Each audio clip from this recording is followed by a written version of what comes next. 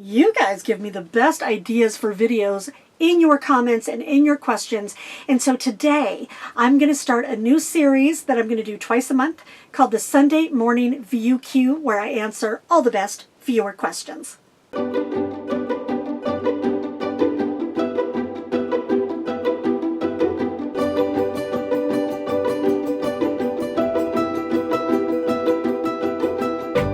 Hey guys, it's Robin with Creativity RV, and welcome to the first ever Sunday Morning View Queue. And I have a list of questions here that I have compiled from some people recently. If you have a question for me that you want me to answer on the View Queue in coming episodes, please do put it in the comments below.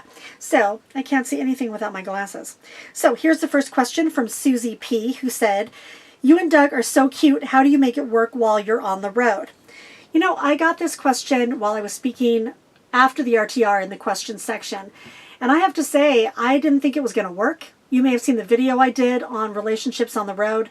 I'm on the road. He is not on the road. He's still working his corporate job. But I have to credit Doug with this totally. What we do is every night we say, "I love you" before we go to sleep. And every morning we say, "I love you" when we wake up, via text normally. And we have date nights where we actually set a night a week aside or more, and we just watch TV together. We watch the same thing at the same time, and after a while you're just chatting and watching a show, and it's almost like you're just sitting on the couch together. So I really credit him with being strong enough to feel comfortable with me on the road, and vice versa. So yeah, we make it work. It's possible, you guys, if one of you's on the road and one of you isn't. Okay, question number 2. Oh, Jim B says, "I'm curious what was going on with your batteries. Did you do a video I didn't see?" I forgot to mention this in the service video, but God, I couldn't even tell you all the stuff that I've had to do at service shops. I said the number one reason I need to come in here is because I need to have the batteries replaced because I'm a boondocker and I only have power when the sun is out for my solar, and then the power tanks at night. And they told me that the batteries were just fine. I get on the road and the batteries were not fine.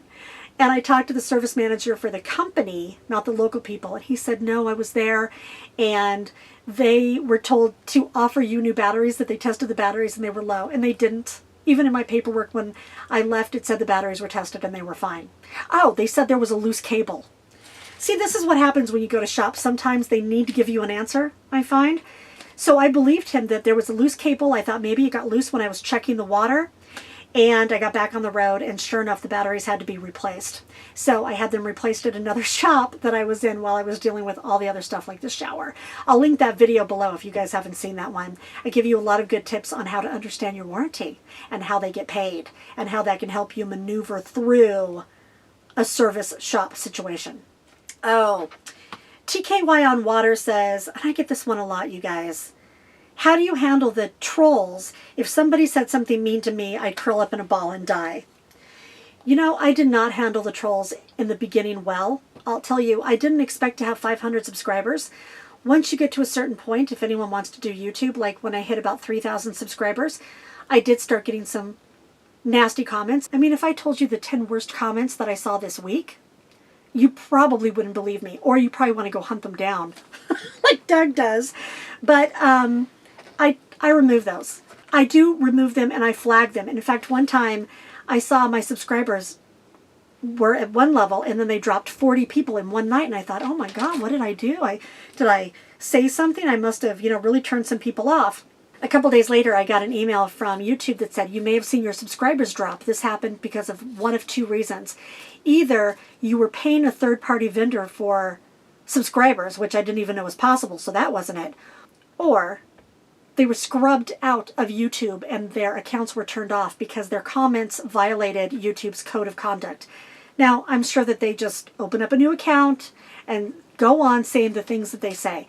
I was surprised how much it bothered me in the beginning, to be fair, but now it really doesn't. I think they're hysterical. And I started to realize that the trolls are just projecting their own poop on me or on anybody else, because I would say to myself, what did I say? I didn't say that. They're responding to something I never said. And why did they get that idea? And then I realized they probably say this to everybody. These comments have nothing to do with me. They're just angry, bitter. They're taking it out on something, and it happens to be me or my channel, honestly, I don't care. I could give two rats about it. I did in the beginning, but now it's just like I scroll through the comments and it's like wonderful, wonderful, wonderful, wonderful, dick, wonderful, wonderful, wonderful, jackwagon. It's okay. You know, I used to erase them all. Now I just erase the ones that violate YouTube's code of conduct. And, you know, I actually give them 2 or 3 chances and then I block them. If they say something that is harassing or threatening, especially, or they use a lot of profanity, or even if they don't go after me, but they go after you guys, and I see it, then I do try and remove them, although I don't see all the comments. So that's it. I guess I've just grown a thicker skin, and I could care less. I'm out here doing something with my life, and they're probably, you know, sitting at home angry that I'm doing something with my life. Go out and get a life. That's what I say. Lori C says, do I have to have a Kindle to get your new book? And if I get Kindle Unlimited for free and then I cancel it, will your book disappear? And how do I download it on my computer? I'll put a link for the book below and a link for the Kindle Unlimited. I get this question a lot. A lot of you like paper books like I do. I like to sleep with them in bed because I'm a dork. But I only did this book in a Kindle format because there are hundreds of links in it, and every quarter I'm going to be updating the links.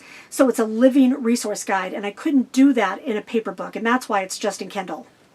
So no, you don't have to have a Kindle e-reader to have the book. If you get Kindle Unlimited just to see the book for free and then you cancel that, yes, the book will disappear because you'll no longer have the Kindle Unlimited, but it's a way for you to read it for free until you cancel it. You know, if you cancel it within 30 days, they don't charge you. I'll put the link below for that. But if you want to keep Kindle Unlimited or you purchase the book, you can absolutely put it on your computer. If you Google how to add a Kindle book to my computer, the instructions are right there, but essentially you just add the Kindle application to your computer and then you sign in to Amazon in that application and it swoops over all your books. So look, the guy who gave me a 1-star review on my book on Amazon because he said, this is a scam. She said I could download it to my computer.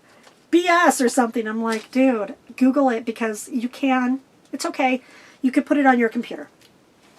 Oh, and that just makes me think I was talking fast. This person, SHHOSH, Shahash, she said, I like that you talk fast, and wants me to tell people that if people don't like how fast I talk, they could go into YouTube and adjust the speed. They can make it slower or faster. So if I talk too fast for you guys, adjust the speed. But I tell you, I do it on purpose because for the nomads that are watching me, their data is limited. That's why in my videos, you guys see that I really try not to ramble and I cut out all the ums and the likes and the so's as much as I can. I never want to have any like rambling dead space for you guys. And I try and get to the point, which is why I talk so fast. Oh, Mike Mead, one of my favorite followers who always puts the best stuff down. I wish he would start a channel. He said, if you order Amazon stuff, how does it get to your RV? Stay tuned, Mike, because I'm doing an entire video of how I get mail and packages on the road. So each time I do it, I'm taking footage of that.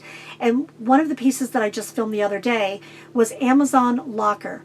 Now, Amazon Locker is only in more populated areas. So I stocked up on everything I needed on Amazon when I was in Phoenix. But if you order something on Amazon and you go over to your delivery addresses, down at the bottom, there will be a way for you to search for Amazon Locker in your area. So just put in any zip code you're going to be in, and it will give you a list of Amazon Lockers. If you guys have never done that before, it's basically like a big set of gym lockers that are inside of usually a 7-Eleven or a gas station, something like that. They email you a code to open the locker when the package gets there, and you have 3 days to pick it up. Gerger wants to know how I get the internet through my cell phone. Is it astronomically high for the data? He said that on the cell phone hack video that I did. I'll link it below. Basically, I have an over-the-road trucker antenna. I put it on an extension painter's pole that I slap up on the side of my RV and extend the pole way up. And so I don't have any blocks from rocks or trees to the signal, and that has worked great. But to answer your question, yes, I have my cell phone signal that gives me a hotspot for my computer, but I don't just have that. I have an unlimited service through a company called Visible. That's $40 a month Verizon. And I just went through their beta testing, so I hope they roll that out for everybody. I have a Verizon Jetpack through another name, so I don't get throttled. And I have unlimited data on my phone, which now I'm thinking of getting rid of because I have the other two things. So, I mean, for me, I have to have the data, and I don't want to run out. So I do pay, between all of it, I think $160 a month for my cell phone service. That gives me 45 gigs of data between 3 devices for a hotspot, and then unlimited on my visible plan. And for me, that's worth it. I know that a lot of people use Wi-Fi at campgrounds, but I'll tell you, my secret weapon is libraries. If you're going through almost any small town, the libraries have Wi-Fi, and it's free, and it's usually pretty fast. So I hope that helps. Gurgur. And finally, Miss Karen commented on the paper towel hack video I did the other day, where I show you guys the little compressed paper towels that I use and how I actually get them ready in advance to use them. I'll link that one below too. And she wants to know if you can wash them to reuse them. Well, I rinse them out and then dry them and reuse them, and then once I can't use them anymore, I throw them in the fire. But one commenter did say that she puts them in a lingerie bag and then throws them in the laundry, and then you can use them again because they're kind of like cheesecloth. You guys, that's it. That's the first ever Sunday morning View Q, where I answer viewer questions. I appreciate you guys so much because really you ask some smart questions and have great comments. So if you have any more you want to ask me, or there's some topic that you want me to research and get on for you guys, let me know in the comments below. Subscribe if you haven't already. Give me a like if you like this video. Share it with your friends. Everybody have happy travels out there and be free.